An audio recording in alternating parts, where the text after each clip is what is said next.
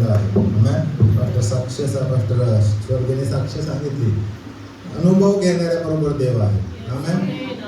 आपण अनुभव घेतला पाहिजे, त्याशिवाय आम्हाला अनुभव भेटणार नाही. हालेलुया. Praise the Lord. देवाला धन्यवाद असो. परमेश्वर आपल्या संगती आहे. परमेश्वराने आम्हाला आठवडाभर सांभाळलं. अनेक अशा अपघातापासून, अयोग्य गोष्टीपासून त्याने आमचं प्रतिपाल केलं, म्हणून त्याच्या नावाला धन्यवाद असो. आज आपण सर्व गोष्टी करत असताना वचनाकडे जात आहोत. वचन म्हणजे देवाचे शब्द आहे. आमेन. हालेलुया. उत्सुकता आहे का तुमच्यामध्ये वचन ऐकण्यासाठी? कारण हे देवाचे शब्द आहे. आठवडाभर आम्ही आमचंच ऐकतो, आमच्या शेजाऱ्यांचं, आपल्या पत्नीचं, लेकरांचं ऐकतो, परंतु एक दिवस आहे, शब्बात त्याला म्हणलेला आहे, प्रभुवार म्हणलेला आहे, त्या दिवस प्रभू परमेश्वर खास बोलतो. हालेलुया. म्हणून परमेश्वराचं वचन आपण ऐकूया. वचनाकडे जाण्यापूर्वी एक गोष्ट मला सांगायला आवडेल की तुमच्यात ती तहान आणि भूक पाहिजे. ज्या वेळेस तुम्हाला ना भूक असेल आणि साधी चटणी भाकर जरी दिली ना, तुम्ही आवडीने खाणार ना? मी चुकीचं बोलतोय का? चटणी भाकर पण खाणार. पण जर तुमचं पोट भरलेलं असेल, तुम्हाला ती भूकच नसेल, तर तुम्हाला छान ना बिर्याणी दिल्या तरी नको म्हणणार, नंतर बघू थोड्या वेळाने म्हणणार का नाही? अशीच परिस्थिती इकडे आहे प्रियानो. माझी विनंती आहे, आठवडाभर आपण तयारी केली पाहिजे की परमेश्वर, मी जेव्हा मंदिराला जाऊ, रविवारी किंवा शुक्रवारी जाऊ, माझं पोट पूर्ण भरलं पाहिजे. त्या मानाने, त्या पवित्र वचनाने माझं जीवन भरलं पाहिजे. त्यासाठी दिवसभर तुम्ही कधी रविवारी ही तहान आणि भूक मनात ठेवली पाहिजे. नाहीतर किती चांगले सेवक आले, किती मोठमोठे सेवक आले, इथून बोलले ना, काहीच फायदा होणार नाही. त्यासाठी आपण माहित आहे 3 दिवस उपवास प्रार्थना केली होती किंवा आहे, आज सुद्धा 3रा दिवस आजचा आहे. मला देवाने प्रेरणा दिली एक तुमचा मेंढपाळ म्हणून, आणि मी जास्त हायलाइट नाही, फक्त ग्रुपवर एक टाकलं. परंतु प्रियानो, विनंती आहे, जर आपल्याला जमलं नाही तरी, नाही केलं तरी चालेल, करायला पाहिजे. पण कमीत कमी त्या व्हॉट्सअप ग्रुपवर टॅग तरी करा की आम्ही तुमच्या बरोबर आहोत. 2 ते 3 लोकांनी फक्त टॅग केलेला आहे. हालेलुया. सर्वजण लक्ष द्या प्लीज. इथं लेकरं खेळत असतील, खेळू दे त्यांना, तुम्ही लक्ष द्या इकडे. हालेलुया. सांगायचा उद्देश आहे की उपवास आणि प्रार्थनेचा उद्देश होता आपल्या मंडळीची आध्यात्मिक उन्नती.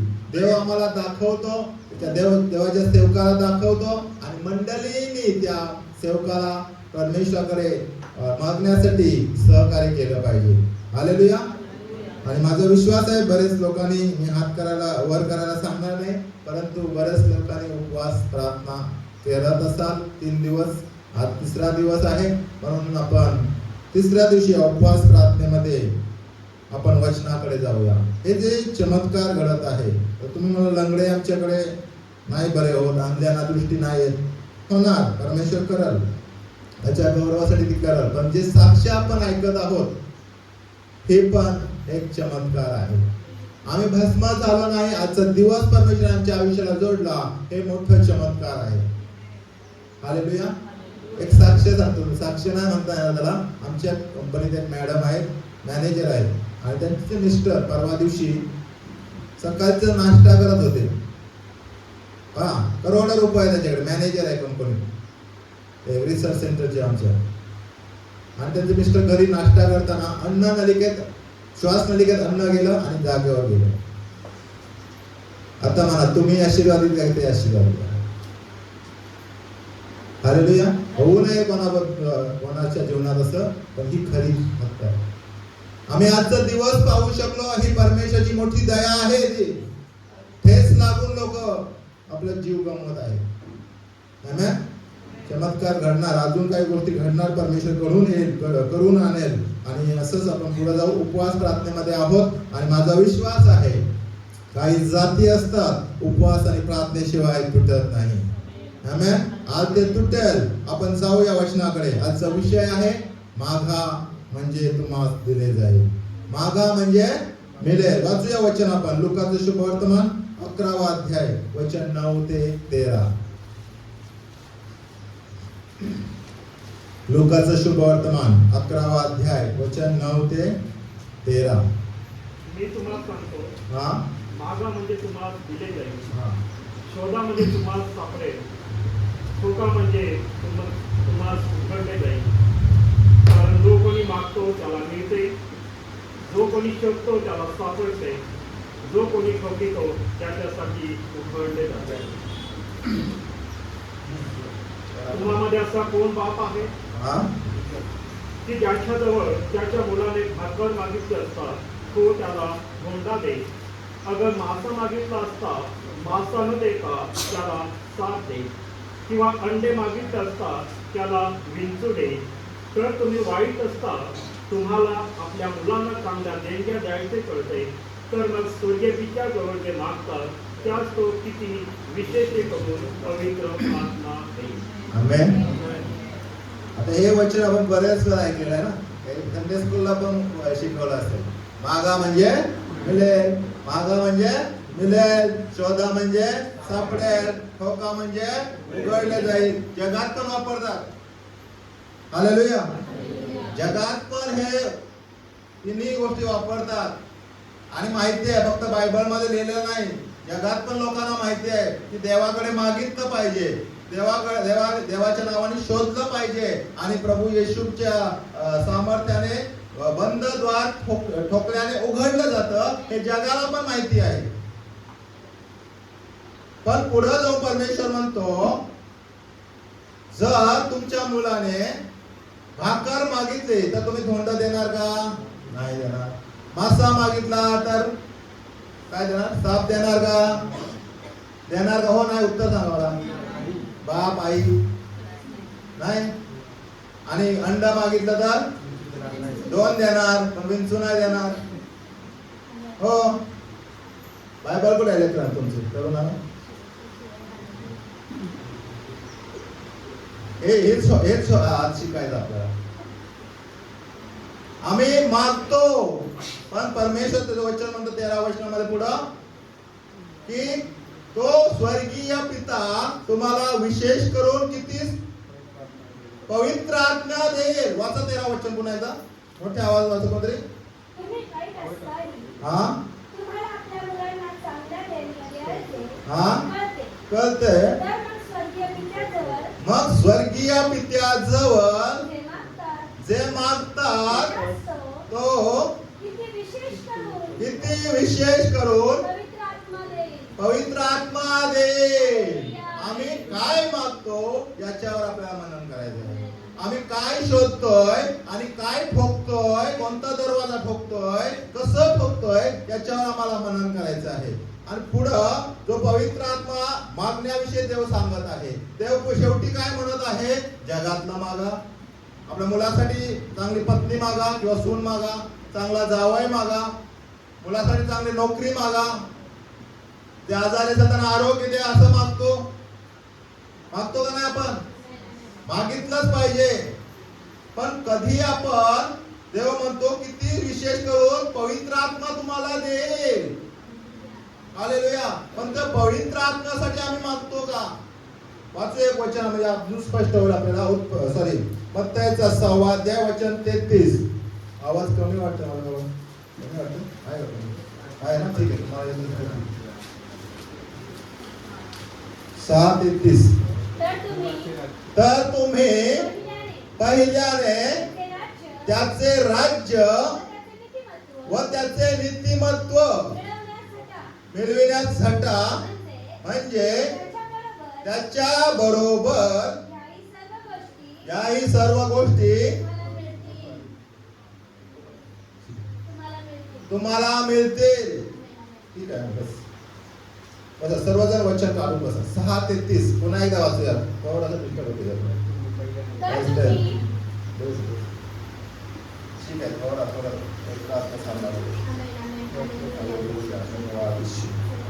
वाचूया आपण. 6:33 काढले सर्वांनी. तर तुम्ही पहिल्याने त्याचे राज्य व त्याचे नीतिमत्व मिळविण्या झटा म्हणजे त्याच्या बरोबर याही सर्व गोष्टी तुम्हाला मिळतील. स्पष्ट झालं का? बस करू, थांबू, बोलायचं बोलत. पहा, देवाचं वचन म्हणते मागा म्हणजे मिळेल, शोधा म्हणजे सापडे, ठोका म्हणजे तुमच्यासाठी उघडले जाईल. बरोबर आहे. पुढे गेल्यानंतर 7:31 मध्ये परमेश्वर म्हणतो की तुम्ही प्रथम त्याचे राज्य आणि नीतिमत्व मिळवण्यासाठी झटा, म्हणजे याही गोष्टी तुमच्या बरोबर येतील. आता याही गोष्टी म्हणजे काय? जसं आम्ही ऐकलं की माझ्या लेकराला, माझ्या मुलाला, मुलीला चांगलं स्थळ यायला पाहिजे, चांगली स्टोन मिळायला पाहिजे, चांगलं जावई मिळायला पाहिजे, आमच्या लेकराला चांगली नोकरी मिळायला पाहिजे, लेकराला अभ्यासात ज्ञान मिळायला पाहिजे. हालेलुया. मिळायला पाहिजे का नाही? घरात बरकत पाहिजे, आजार नको आहे, बरकतीने घर भरलं पाहिजे, चांगली गाडी पाहिजे, बंगला पाहिजे. या गोष्टी विषयाच्या विरोधात देव नाही आहे. पण आम्ही ज्यावेळेस मागतो परमेश्वर, आम्ही ज्या जगातले पिता आहोत, जगातले माता आहोत, आमच्या लेकरांनी जर मागितलं तर आम्ही विशेष करून त्याला चांगल्यातलं चांगलं देतो. पण पवित्र आत्मा विशेष करून मागा असं परमेश्वर म्हणतोय. आणि 7:33 मध्ये म्हणतोय परमेश्वर तुम्ही प्रथम त्याचे राज्य आणि नीतिमत्व मिळवण्यासाठी झटा, म्हणजे बाकीच्या सर्व गोष्टी तुमच्याकडे येतील. आमेन. मग आम्ही कुठं चुकतोय? आम्ही मागतोय, आम्हाला मिळत नाही. परमेश्वर म्हणतोय मागा म्हणजे मिळेल, पण शेवटी त्याच अध्यायामध्ये म्हणतोय की विशेष करून पवित्र आत्मा तुम्हाला देईल. म्हणजे आत्मिक गोष्टीविषयी परमेश्वर त्या ठिकाणी म्हणत आहे. हालेलुया. आत्मिक विषयी तो म्हणत आहे.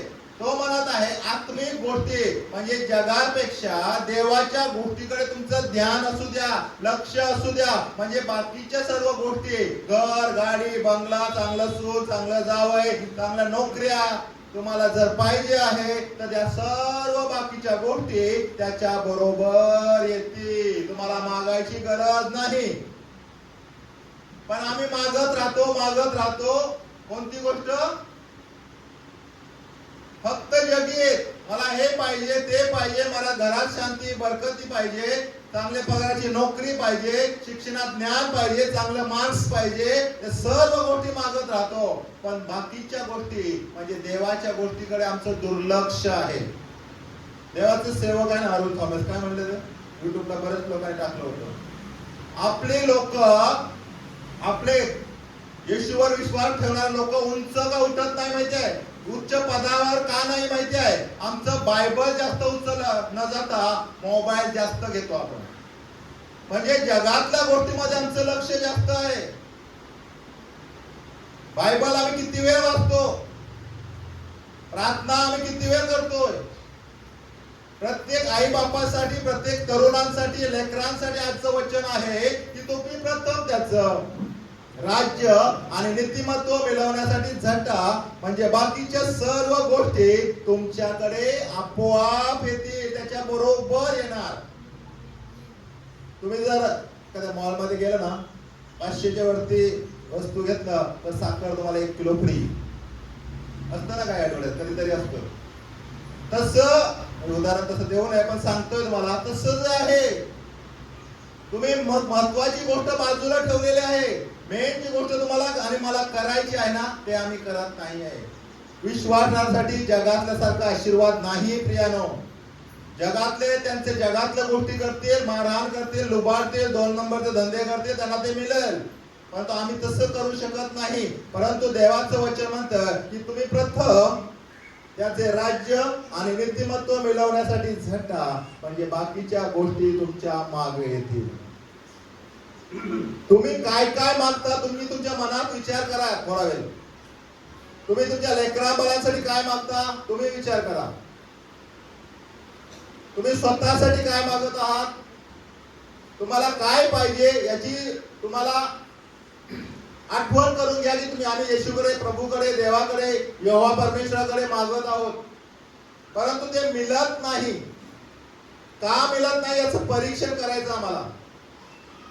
आम्ही किती वेळ पवित्र शास्त्र घेऊन बसतोय.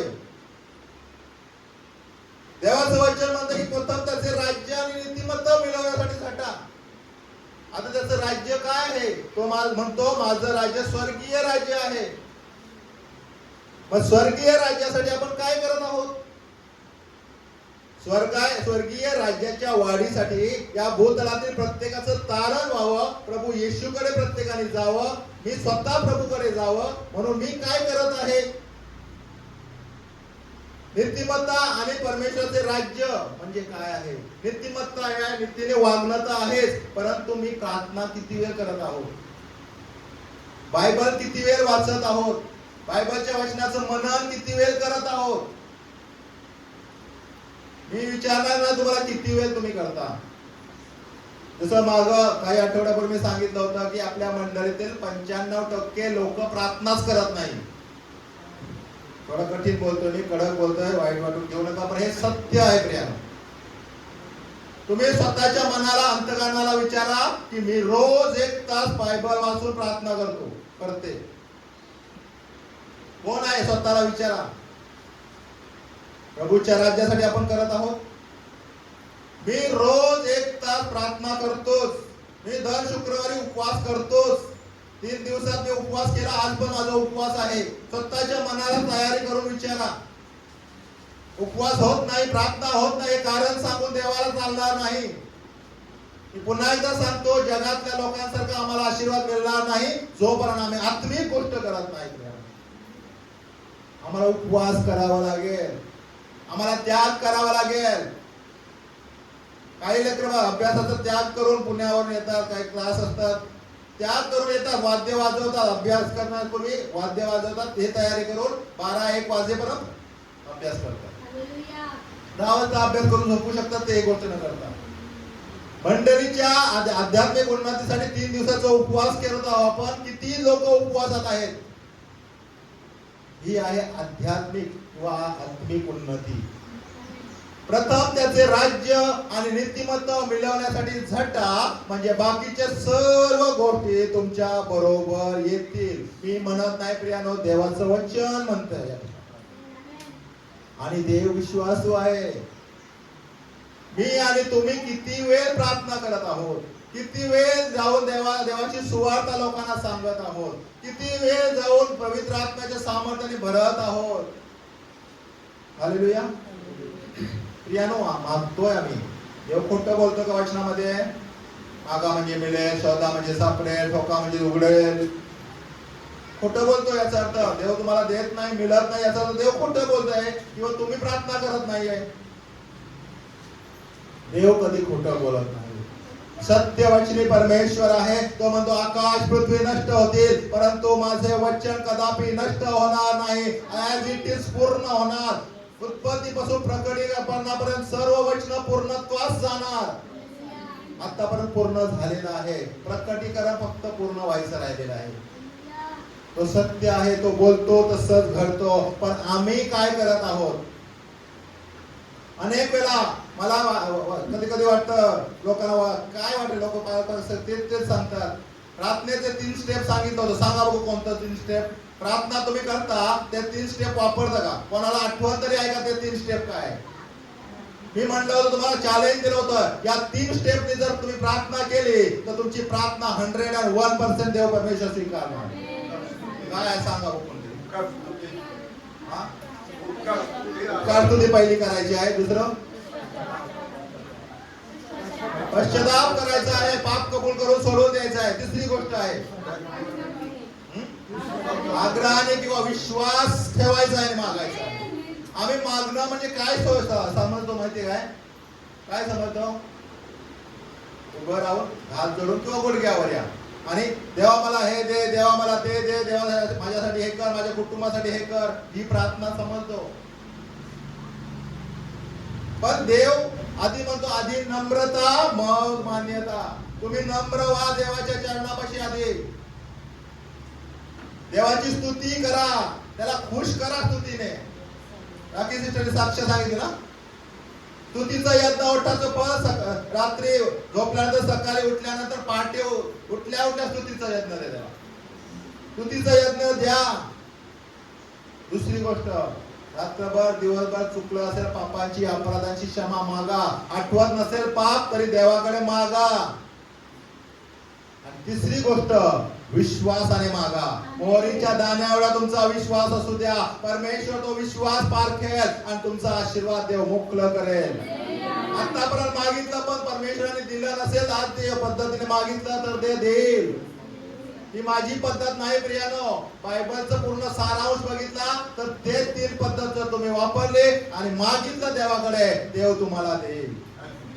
आणि म्हणून देवाचं वचन म्हणतं की मत्ती 7 येतील, तर तुम्ही पहिल्याने त्याचे राज्य व त्याचे नीतिमत्व मिळवण्यासाठी झटा, म्हणजे त्याच्या बरोबर याही सर्व गोष्टी तुम्हाला मिळतील. आमेन. तर नीतिमत्ता आणि काय गोष्ट आहे, काही उदाहरण आपण पाहूया देवाच्या वचनातून. उत्पत्तीचा 24वा अध्याय वचन 63.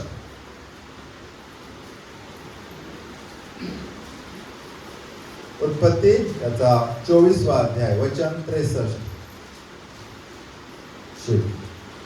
इस्हाका संध्याकाळच्या वेळी ध्यान करावयास रानात गेला असता त्याने नजर वर करून पाहिले, तो त्याला उंट येताना दिसले. हो, काय दिसलं? उंट. 64 पण वाचा म्हणजे समजेल मध्ये ते काय. रिबकेने दृष्टी वर करून इसाकाला पाहिले, तेव्हा ती उंटावरून उतरली. हालेलुया. लक्ष द्या तुम्ही. वाचलं, ऐकलं तुम्ही? काय झालेल्या गोष्ट रूपात सांगत आहे. आपण पाहत आहोत देवाचं राज्य आणि नीतिमत्व मिळवण्यासाठी झटा, म्हणजे बाकीच्या सर्व गोष्टी तुमच्या बरोबर येतील, त्याबरोबर मिळत राहील. ज्यावेळेस अब्रामाचा मुलगा इस्हाक वयात आलेला आहे, तरुण झालेला आहे, त्या तरुणपणी त्याला मुलगी पाहिजे आहे. अब्रामाला सून पाहिजे आहे. अब्रामाने त्याच्या दासाला पाठवलं त्याच्या गावामध्ये आणि त्याला मुलगी पाहून तो घेऊन येत आहे. त्यावेळी इस्हाक कुठे गेलेला आहे? वाचा ते वचन पुन्हा एकदा. तरुणासाठी खास आणि आई वडिलांसाठी खास. इस्हाक संध्याकाळच्या वेळी ध्यान करावयास रानात गेला असता आणि उंटावर कोण आहे? त्याला त्याच्यासाठी घेऊन आलेली बायको जी होणारी रिबेका आहे. परमेश्वराच्या दासाने अब्रामाने काय केलं? आपलं जीवन देवाला दिलं. आई बापाची पण जबाबदारी आहे, मुलांची पण जबाबदारी आहे. ते तरुणी आहे, लग्नाच्या वयाला त्यांच्यासाठी खास, जे होणार आहेत तरुण त्यांच्यासाठी पण खास, की परमेश्वर त्याचा दासाला दाखवत आहे की परमेश्वराचा दास अब्राम प्रार्थनेत आहे, देवाच्या आज्ञा पाळत आहे, स्वतः ध्यान करत आहे, प्रार्थना करत आहे, वचन वाचत आहे, देवाच्या आज्ञेचं पालन करत आहे. मग देवाने त्याला आशीर्वादित केलं आणि त्या मुलाला मुलगी पाहण्यासाठी गेलेला असताना त्याचं वर्तणूक पाहून, अब्रामाचं वर्तणूक पाहून इस्हाक कुठं गेलेला आहे? एकांतवासामध्ये, एकांत स्थळी जात आहे, प्रार्थना करत आहे. त्याच दिवशी गेला का तो? अहो का रोज जात होता, एकांतवासामध्ये जात होता, देवाची स्तुती करत होता, आराधना करत होता, प्रार्थना करत होता. त्याने कधी विचार केला नाही कोणती बायको मला मिळेल, कशी मिळेल. पण अब्रामाच्या वंशातला तो इस्हाक अब्रामाला पाहून आशीर्वादित झालेला. इस्हाक पण आशीर्वादित केला कारण तो पण अब्रामासारखा ध्यान करत होता, प्रार्थना करत होता, वचन वाचत होता, वचनाप्रमाणे आचरण करत होता. स्वतःसाठी मुलगी मिळवण्यासाठी, स्वतःसाठी पत्नी मिळवण्यासाठी व्हॉट्सअप, इंस्टाग्राम, वधूवर सूचक मेळावा, अजून काय ते काय मॅट्री शादी.com त्याच्यावर शोधत नाही बसला, आपल्याला नाही बसला आणि मागत तर नाही राहिला. हालेलुया. आता आजकाल फॅशन आहे, आधीच गर्लफ्रेंड असतं, आधीच बॉयफ्रेंड असतं, बापाला गरज पडत नाही. प्रियानो, तुम्ही स्वतःचा निर्णय स्वतः घेऊ नका. आई वडिलांनी आपल्या लेकरांवर लक्ष ठेवा, पण लेकर जे तरुणी आहे तुम्हासाठी सांगत आहे की तुम्ही त्याच्या ध्यानामध्ये जा, अभ्यासामध्ये जा, वचन वाचा, मनन करा. आणि काय झालं, मग ध्यान करावासाठी त्या ठिकाणी तो गेला आणि त्याला माहित पण नाही माझ्यासाठी बायको आणण्यासाठी कोणतरी गेलेला आहे. हालेलुया. त्याने मागितलं का देवाकडं? मागितलं का? हो नाही म्हणा की नाही मागितलं. तो प्रार्थना काय करत होता? देवाला धन्यवाद देत होता, वचन वाचत होता, एकांतवासात जात होता, देवाची उपकार स्तुती करत होता. आणि हेच आहे देवाचं राज्य आणि नीतिमत्ता. आणि मग देवाचे राज्य आणि नीतिमत्ता मिळवत असताना बाकीच्या सर्व गोष्टी छान सुंदर मुलगी देवाने त्याला दिली पत्नी म्हणून. हालेलुया. आणि अब्राम पण तसंच होता आणि म्हणून अब्रामाला पण चांगली सून देवाने दिली. इसाक परमेश्वराला रिबेका नावाची पत्नी दिली. प्रियानो, तरुणींनी पण त्या ठिकाणी एवढा श्रीमंत होता इसाक. त्याचा बाप श्रीमंत, मुलगा पण काय गरीब राहणार आहे का? श्रीमंतच होता. आणि म्हणून या रिबेकाच्या जीवनातून तरुणींसाठी का शिकायला मिळतं, ज्यावेळेस हा सेवक गुंठासहित तिथे गेला त्याने त्या सेवकाचं सन्मान केलं. मेहनत करणारे होते, सन्मान करणारे होते. आपले तोंड त्या खाली बुरखा घ्यायचं, मुस्लिम लोकांमध्ये घेतलं जातं, आपलं तोंड झाकलं, त्या सेवकाचं सन्मान केलं, त्या सेवकासाठी पाणी दिलं. त्याच्या उंठासाठी, उंट किती पाणी पितं माहिती काय? त्यावेळेस पंप नव्हतं, मटण दाबलं आलं पाणी, तसं नव्हतं. विहिरीतून काढून पाणी दिलं. हालेलुया. आणि आपल्या घरी नेलं. घरच्या सर्व गोष्टी झाल्यानंतर त्या सेवकासोबत रिबेका आली. आमेन. प्रियानो, तरुणीनं तुम्ही जोडतोय, तुमच्यासाठी वधू किंवा वर मागत असाल, देवाकडे निश्चितच उपवास प्रार्थनेने मागा, पण प्रार्थनेत मागा. असं विचार करू नका कधी मिळेल, कसं मिळेल. देव म्हणतो तुमच्याविषयी माझ्या मनात कल्पना आहे, योजना आहे, ते तुमच्या हिताचे आहे. प्रत्येक आदामासाठी प्रत्येक परमेश्वराने देवाने हवा बनवलेली आहे. आदामाला ज्यावेळेस घडवलं परमेश्वराने ना, आदामाने कोणाला पाहिलं? कोणाला पाहिलं? आदामाने देवाला पाहिलं. आणि ज्यावेळेस हवेला परमेश्वराने बनवलं तेव्हा पण परमेश्वराने त्याला घडवल्यानंतर फासलीतून हाड काढलाय, तिच्यापासून स्त्री बनवली आणि त्या स्त्रीने आदामाला पाहिलं ना? आदामाला नाही पाहिलं. हो म्हणता तुम्ही. आदामाने देवाला पाहिलं, कारण हवा त्यावेळेस नव्हती. परंतु ज्यावेळेस हवेला घडवलं त्यावेळेस आदाम गाढ झोपेत होता आणि हवा जी जिवंत एकमेव नारी निर्माण झाली, त्याने पण देवाला पाहिलं. हे आहे नीतिमत्ता, देवाचं राज्य.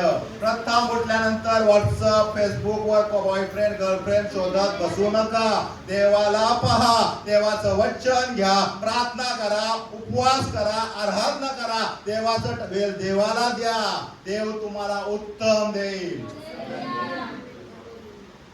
इसाकाला उत्तम दिलं, रिबेकाला उत्तम दिलं. श्रीमंत, जगात सगळ्यात श्रीमंत होता इसाक, त्याला पती म्हणून दिलं रिबेकाला. आमेन. परमेश्वर आम्हाला हेच सांगत आहे, राज्य आणि नीतिमत्ता मिळवण्यासाठी झटा. त्यांनी ते केलं, त्याच्या बापाने केलं, इसाकाने केलं, रिबेकाच्या बापाने केलं, रिबेकाने केलं. आणि परमेश्वराने त्यांना बाकीच्या सर्व गोष्टी दिली, श्रीमंती दिली, बरकत दिलं, यश दिलं, चांगलं संबंध निर्माण केलं परमेश्वराने. हालेलुया. अजून एक उदाहरण पाहूया. उत्पत्तीचा 26वा अध्याय 12 वचन. इसाकाने त्या देशात धान्याची पेरणी केली आणि त्याला त्याच वर्षी 100 पट पीक मिळाले आणि परमेश्वराने त्याचे कल्याण केले. हालेलुया. आता पहा, इसाकाचं उदाहरण पाहतो आपण. अब्राम नंतर इसाक, त्याचा मुलगा, त्याचा भविष्य म्हणजे पुढे चाललेला आहे. त्याने पाहिलं तो कुठं जातोय? ध्यान करण्यासाठी एकांतवासामध्ये जात आहे, डोंगरामध्ये जात आहे, उपवास करत आहे, प्रार्थना, आराधना, स्तुती करत आहे. चांगली पत्नी त्याला मिळालेली आहे आणि चांगली पत्नी मिळाल्यानंतर संसार चांगला चाललाय. दोघं मिळून आता परमेश्वराची उपस्थितीमध्ये जात आहे, आराधना स्तुती करत आहे. आता प्रश्न आला, घरात बरकत नाही, नोकरी नाही, घरात पैसा टिकत नाही, गरिबीच आहे आमची परिस्थिती. पण परमेश्वराने वचन या ठिकाणी वाचलं आपण, अब्राहामाच्या काळात जसं दुष्काळ पडला होता, त्याच काळामध्ये इसाकाच्या काळात पण दुष्काळ पडला, गरिबी आली. काय करायचं आता? पण त्यांचं ते ध्यान करणं, परमेश्वराच्या चरणापाशी बसणं, दोघं पती मिळून एकत्र येणं, प्रार्थना करणे, देवाची उपासना करणे, देवाची सेवा करणे, राज्य आणि नीतिमत्ता मिळवण्यासाठी झटणं.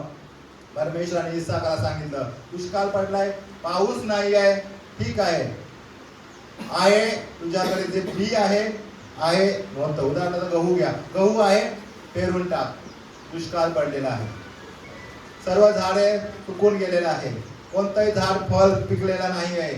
परंतु देवाने सांगितलं, दुष्काळ पडलाय, कुठंच जाऊ नको, याच शहरात पेर. दुष्काळ पडला ना, पेर. देवाच्या वचनाला त्यांनी सन्मान दिला, राज्य आणि नीतिमत्ता मिळवण्यासाठी प्रयत्न केला. देवाने सांगितलं पेरलं, आणि कधीच आलं नाही तेवढं फळ, तेवढं पीक त्या शेतात कोरड्या भूमीत परमेश्वराने दिलं. आमेन. परमेश्वर म्हणतो, काही असू द्या, तुमच्या घरात बरकत नसेल, कोणाला नोकरी नसेल,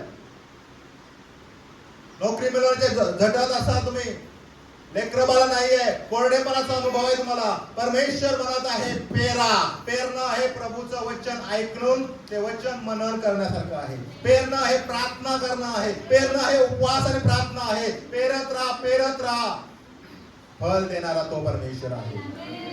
शेतकरी पेरतो, त्याला पाणी शेतकरी पेरतो, फक्त पेरतो. आता सगळं पंपाने पाणी द्या हे सर्व आहे, पण ज्या कार्य घडलेलं आहे त्यावेळी पेरण्याचं काम फक्त शेतकऱ्याचं आहे. त्याला पाणी लावणं, खत पाणी देणं आणि चांगलं पीक देणं परमेश्वराच्या हातात आहे. परमेश्वर चांगला आहे. परमेश्वराने सर्व काही घडवलं 6 दिवसात आणि तो म्हणाला हे चांगलं आहे. परमेश्वराच्या स्वभावातच चांगलं आहे, म्हणून आम्ही प्रथम त्याचं राज्य आणि नीतिमत्ता मिळवण्यासाठी झटलं पाहिजे. बाकीच्या गोष्टी थोडक्यात मागं सोडून द्या, चिंता करत बसू नका. तो म्हणतो, अहो सर्व काळजी चिंता ओझं मजवर टाका, मी ते वाहीन. आम्ही चिंता जास्त करतो, प्रार्थना कमी करतोय, उलटा करतो आम्ही. का असं चाललंय? प्रियानो, आम्हाला उंच करावं, आम्ही शेपूट नव्हे तर मस्तक बनावं अशी देवाची इच्छा आहे. कोणीही गरीब नसावं, आम्ही मागावं आणि परमेश्वराने लगेच द्यावं अशी आमच्या बापाची अपेक्षा आहे. ज्यावेळेस आम्ही बापाकडे मागतो ना, आमच्या पित्याकडे, देवाकडे जेव्हा जातो ना, आमच्या बापाकडे मागत आहे असंच मागा प्रियानो. परंतु आधी त्याचे राज्य आणि नीतिमत्व मिळवण्यासाठी झटा. म्हणजे सर्व गोष्टी जे बाकीचं आहेत, धन, सन्मान, गौरव, हे तुमच्या मागे येतील. कोणीच गरीब राहणार नाही. हालेलुया. अजून एक उदाहरण पाहूया. दुसरे राजे, त्याचा 4था अध्याय, वचन 8 ते 14 वाचा मंडळी.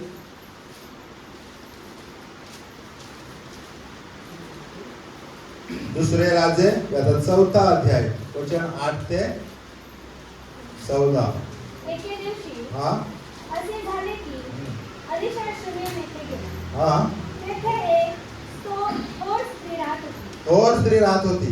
तिने त्यास आग्रह करून हा जेवायस लावले. हा पुढे तो त्या वाटेने जाई, हा तेव्हा तेथे जेवायस उतरत असे. ती आपल्या नवऱ्यास म्हणाली, हा पुरुष वारंवार या वाटेने जातो, हा कोणी देवाचा पवित्र माणूस आहे असे मला दिसते. यावर धाब्यावर आपण एक लहानशी खोली करू आणि त्याच्यासाठी एक खाट, एक मेज व एक खुर्ची व एक समई अशी तिच्यात ठेवू. म्हणजे तो आपल्याकडे येईल तेव्हा त्या खोलीत उतरत जाईल. एके दिवशी असे झाले की तो तिथे येऊन त्या खोलीत उतरला व तेथे निघाला. त्याने आपला सेवक गेहेजी यास म्हटले, त्या शूनेमकडीच बोलवणार. त्याने तिला बोलवले आणि ती येऊन त्याच्या पुढे उभी राहिली. तो त्या सेवकास म्हणाला, तू तिला म्हण, तू आपली निगा करण्यात एवढी मोठी तत्परता दाखवली, तुझ्या प्रित्यर्थ मी काय करावे? राजाकडे किंवा सेनापतीकडे तुझी शिफारस करू काय? ती म्हणाली, मी आपल्या लोकात नांदत आहे. त्याने आपल्या सेवकाला विचारले, तिच्या प्रित्यर्थ काय करावे? गेहेजी म्हणाला, तिला काही मुलबाळ नाही, तिचा नवरा वृद्ध आहे. हालेलुया. तुला पुन्हा एकदा गोष्ट सांगतो. एक शुनेमकरी स्त्री आहे. ही स्त्री विश्वासातली नाही आहे, यहुदी नाही, इस्रायली नाही आहे, शुनेमकरी स्त्री म्हणलेला आहे. आणि त्या स्त्रीला मुलबाळ नाही आहे. काय शिकतो आपण? प्रथम त्याचे राज्य आणि नीतिमत्व मिळवण्यासाठी झटा, म्हणजे बाकीच्या सर्व गोष्टी तुमच्या मागे येतील, त्याबरोबर तुम्हाला मिळतील. पण आपण काय करत आहोत? बाकीच्या गोष्टी मिळवण्याचं धडपड करत आहोत आणि मुख्य गोष्ट विसरले आहोत. त्यामुळे आम्ही मागतो, आम्हाला मिळत नाही, शोधतोय, सापडत नाही, ठोकतोय, उघडलं जात नाही.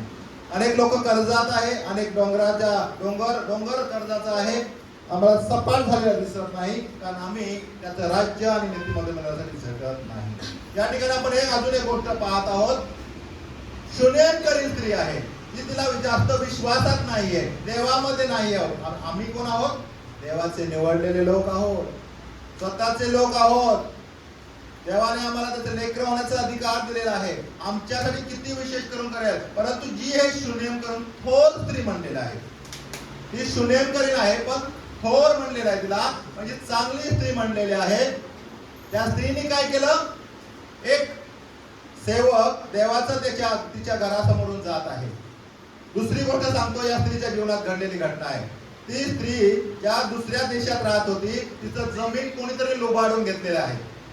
ती जमीन तिला परत देत नाही आणि ती स्त्री ते गाव सोडून दुसऱ्या गावात येऊन राहिलेली आहे. आणि अलिशा नावाचा देवाचा सेवक त्याची तिच्या घरासमोरून जात आहे. समजलं गोष्ट? तुम्हाला मुद्दाम गोष्ट रूप सांगत आहे तुम्हाला. आणि जात असताना त्यावेळेस गेस्ट हाऊस नव्हतं, हॉटेल नव्हतं, वडापावची टपरी नव्हती, हे लोकांना माहित होतं. पण देवाचं सेवक आहे आणि ती थोर स्त्री काय म्हणते? हा कोणीतरी देवाचा माणूस आहे. तिने ओळखलं आणि मग त्या देवाच्या सेवकाला त्याने रिस्पेक्टली विचारलं, तुम्ही जाता येता देवाचं ध्यान करण्यासाठी पुढे जाता, तर तुम्ही आमच्या घरी जेवण करण्यासाठी येत जा. आणि तिच्या पतीला पण त्याने सांगितलं की ही अशी गोष्ट आहे, असा देवाचा माणूस आहे. पण त्या लेकराच्या जीवनात किंवा त्या स्त्रीच्या जीवनात पाहिलं, त्या कुटुंबामध्ये आशीर्वाद नाहीये, लेकर नाहीये. लेकर हे परमेश्वराने दिलेलं धन आहे, पोटचे फळ त्याची देणगी आहे. हा मोठा आशीर्वाद त्या घरामध्ये नाही आहे. पियानो, तिचं जमीन कोणीतरी लोबाडून घेतलेलं आहे, पण ती काय करते? देवाच्या सेवकाचा सन्मान करते. आमच्याकडे काय असू द्या नसू द्या, शुनेमकरी स्त्रीप्रमाणे आम्हाला सेवा करायची आहे. प्रथम त्याचं राज्य आणि नीतिमत्व मिळवायचं आहे. मग त्या सेवकाचा त्यांनी सन्मान केला. जेवण करायला लागला. 1 दिवस आलं, 2 दिवस झालं, मग ते म्हणले रोज येत जा तुम्ही. देवाचं सेवकाचं सन्मान म्हणजे देवाचं सन्मान करण्यासारखं त्या खाली होतं. तसं त्यांनी सन्मान केलं. देवाचं राज्य नीतिमत्व मिळवण्यासाठी त्यांनी खटपट केली. आपल्या पत्नीला सांगितलं, आम्ही आपल्या घराच्या वरती एक माडीवर एक खोली काढली. त्या खोलीमध्ये एक खाट ठेवली, एक टेबल, खुर्ची आणि एक समय किंवा दिवा ठेवला. आणि परमेश्वराचा दास जसं जाणं येणं व्हायचं त्याचं, तो त्या घरात यायचा.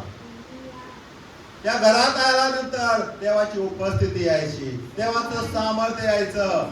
हालेलुया. नीतिमत्ता आणि परमेश्वराचं राज्य तिथं होऊ लागलं. जसं तो मनुष्य यायचं, परमेश्वराच्या उपस्थितीने ते घर भरून जायचं. त्या टेबलावर, त्या खुर्चीवर बसून देवाचा माणूस स्टडी करायचा, अभ्यास करायचा, ध्यान करायचा, मनन करायचा. ते घर देवाच्या उपस्थितीने भरून जायचं. पुन्हा सांगतो, त्या स्त्रीकडे लेकरं बाळ नाही, जमीन पण कोणतरी लोक वाढवून घेते, काहीतरी काबाल कष्ट करून स्वतःचं घर चालवत आहे. पती पत्नी आहे, पती पण आजारी, म्हातारा झाले, वृद्ध झालेला आहे. अशा परिस्थितीत देवाची सेवा ती करत आहे. प्रथम त्याचे राज्य आणि नीतिमत्व मिळवण्यासाठी झटपट करत आहे. तिच्यात होईल तसं ती सेवा करत आहे. पतीला बरोबर घेऊन सेवा करत आहे, आपलं कामकाज पण करत आहे. पण एक दिवशी असं झालं, सामर्थ्याने भरत झालं गेलं ते घर. एक दिवशी अलिशा आपल्या गेजी त्या दासाला म्हणतो की ही जी स्त्री आहे, हे जे कुटुंब आहे, देवाच्या सेवकाचा एवढं सन्मान करते, एवढं सन्मान करतो हा कुटुंब, मी याच्यासाठी काय करू? आशीर्वाद आशीर्वाद कुठं आहे? नीतिमत्ता आणि देवाचं राज्य मिळवण्यासाठी झटा. बाकीच्या सर्व गोष्टी तुमच्या मागे येतील, तुमच्या बरोबर येतील. प्रार्थना करा प्रियानो, उपवास करा, देवाच्या लोकांसाठी रथबदली करा, वचन वाचा, शुक्रवारी प्रार्थनेला या, रविवारी प्रार्थनेला या, कुठे कॉटेज प्रेयर आहे या, 14 तारखेला नाईट प्रेयर आहे तिकडे पण या. आपल्या स्वतःचा त्याग करा प्रियानो, झोपेचा थोडा त्याग करा, सुट्टी आहे दुसऱ्या दिवशी त्याग करा, सुट्टी चांगल्या ठिकाणी जाऊ द्या.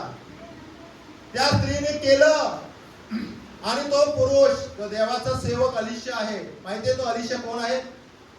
एलियाचा सेवक. एलियाने 7 चमत्कार केले आणि अलिशाने 15 चमत्कार केले. डबल अभिषेक त्याच्यावर होता. त्या देवाच्या दासाचा त्याने सन्मान केला. सन्मान करता करता त्या देवाच्या दासाने विचारलं, अलिशाने विचारलं, हिच्यासाठी काय करू? मग त्या ती बोलले, ती काय बोलते, मी माझ्या लोकांमध्ये नांदते, मला नांदू द्या. तिने त्यावेळी पण मागितलं नाही प्रियानो.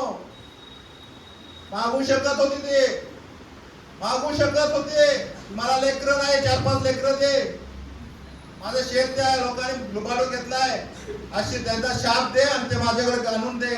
मागू शकली असते, नाही मागितलं. ती प्रथम राज्य आणि नीतिमत्ता मिळवण्यासाठी झटत राहिली, झटत राहिली, झटत राहिली. पवित्र आत्म्याने त्या सेवकाला सांगितलं, त्याला लेकराची गरज आहे आणि तो म्हणाला, येत्या वसंत रूपी ऋतूत तू आपल्या मांडीवर बाळ घालवशील. आणि तिला परमेश्वराने लेकरं दिलं.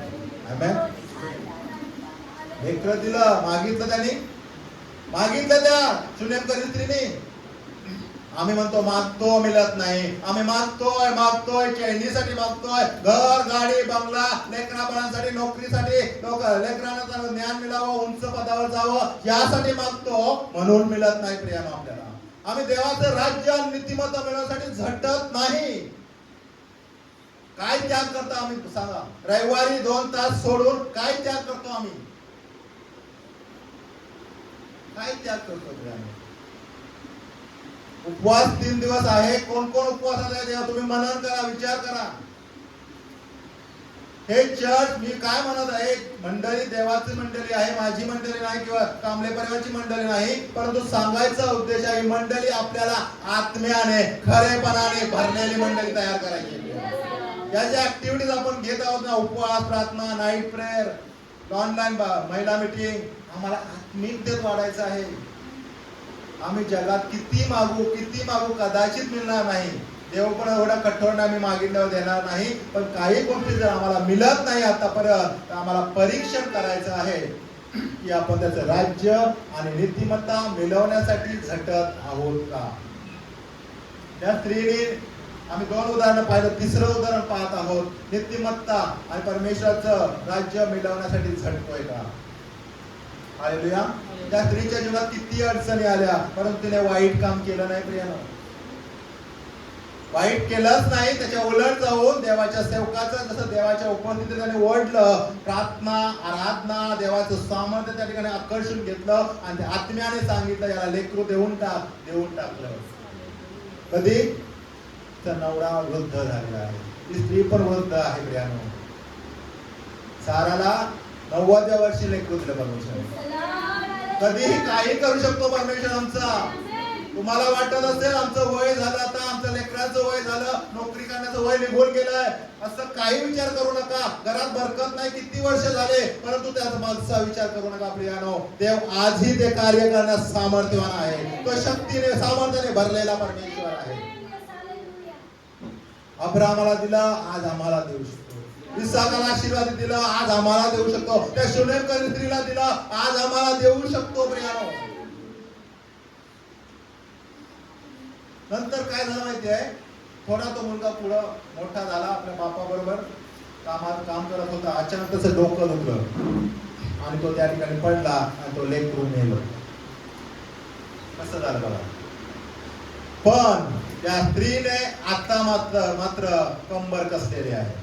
आता त्या देवाच्या सेवकाकडे निघाले, गाढवावर बसले, देवाच्या सेवकाला घेतलं सोबत आणि त्या देवाच्या सेवक दुसऱ्या शहरात होती, तिथं जाऊन त्या देवाच्या सेवकाला ओढत आणले आणि म्हणलं, तू दिला ना त्या लेकराला जिवंत तूच द्याय करायचा, मी हे सहन करणार नाही. म्हणजे असं बायबल मध्ये मी गोष्ट सांगतो तुम्हाला. त्या स्त्रीमध्ये कधी ताकद आली ज्यावेळेला ती नीतिमत्ता परमेश्वराचं राज्य मिळवण्यासाठी खटपट केली ना, ताकद आली, त्याला पवित्र आत्म्याचं सामर्थ्य मिळालं, देवाच्या सेवकाला ओढत आणले कितीतरी लांब जाऊन, आणि त्या देवाच्या सेवकाला ओढत आणून म्हटलं तू दिलंस, तुझ्या प्रार्थनेमुळे झालंय ना, मी म्हणलो होतं का ते नाही, मला दिलं ना तू आशीर्वाद मिळालेला आहे, तू जिवंत कर. आणि देवाच्या सेवकाला आणलं, देवाच्या सेवकाने प्रार्थना केली, पाखर घातली आणि मेलेला तो लेकरू जिवंत झाला. स्त्रियांनो, तुमच्यामध्ये कुवत आहे, पुरुषामध्ये नाही असं नाही, स्त्रियांमध्ये जास्त ताकद आहे, तो कुवत तुमच्यामध्ये आहे. तुम्ही प्रार्थना करा, नीतिमत्ता आणि राज्य, देवाचं राज्य मिळवण्यासाठी खटपट करा. ऑनलाईन प्रार्थनेला घरच्या घरी आहे तरी लोक जॉईन होत नाही. प्रियानो, एवढं काय बिझी आहे आपण, 24 तासाचा अर्धा तास देऊ शकत नाही आपण, एवढं का प्रपंचामध्ये गुंतलोय आपण. त्यांच्याकडे मोबाईल आहे त्यांचा विषय सोडा, पण मोबाईल असणारे लोक जॉईन होत नाही. आता 3 का 4 दिवस झाले, 3 ते 4 दिवस ऑनलाईन आहे तरी सुद्धा होत नाही. मी मुद्दाम जॉईन होतो, त्याच्यात बघतो कोण कोण जॉईन आहे, मला माहित आहे सर्व. माझ्यापेक्षा परमेश्वर देवाचं भय झाला, देव आशीर्वादित देव झाला, माझं काय. हालेलुया. आणि तो लेकरू जिवंत झाला, त्या स्त्रीने जाऊन ओढत आणलं त्या शिष्य सेवकाला आणि म्हणलं जिवंत कर, जिवंत केलं. हालेलुया. शेवटचं वचन वाचून थांबूया आपण. दुसरे राजे आता 8वा अध्याय वचन 6. वायर पुढे तू पुढं एक गीत घेऊन समर्पण करणार होतो. तेव्हा तुला काय पाहिजे असे राजाने विचारल्यावर तिने आपल्या हकीकत सांगितले. राजाने कामदारास तिच्याबरोबर पाठवले.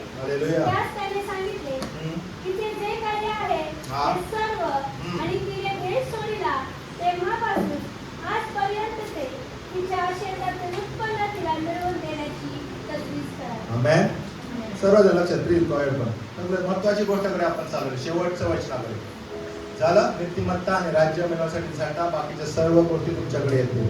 तुमच्यामध्ये जर कोण मेलेला आहे, शारीरिकदृष्ट्या मेलेले नसतील, आत्मिक दृष्ट्या मेलेलं असलं तरी स्त्रियांमध्ये, आईमध्ये ती ताकद आहे. कधी ज्या वेळेस तुम्ही नीतिमत्ता आणि परमेश्वराचं राज्य मिळवण्यासाठी झटता, उपवास करता, प्रार्थना करता, देवाकडे मागता, देव तुम्हाला देईल. त्यात अडचण आली, तुमचं लेकरू बिघडलेलं तुम्हाला दिसतंय, तुमचं लेकरू वाया गेलं झालेलं दिसतंय, आत्मिक दृष्ट्या मेलेलं दिसतंय, जा त्या देवाच्या सेवकाकडे, जा त्या देवाच्या सामर्थ्यात ओढून आणा आणि त्याला म्हणा माझ्या लेकराला बदलून टाक. माझं लेकरू जर रवी गुगल पे काय वेगवेगळ्या गोष्टीमध्ये जात आहे, पैसा घालवत आहे,